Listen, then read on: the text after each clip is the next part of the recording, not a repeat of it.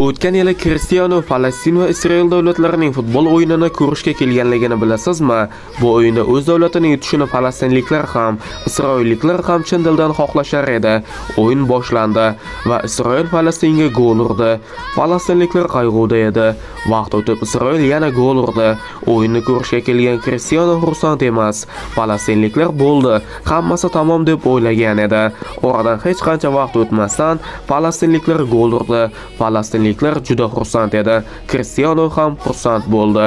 Ko'p vaqt o'tmasdan Falastin yana ikkita gol urdi va g'alaba qozondi. Falastinliklar juda xursand bo'ldi. Cristiano ham ularning xursandchiligiga sherik edi. Bu o'yindan bilsak bo'ladiki, Cristiano musulmonlarning do'sti. Undan umid qilamizki, tez orada musulmon bo'lishini. Cristianoning bu ishi sizga yoqqan bo'lsa, kommentariyaga respekt so'zini yozib keting.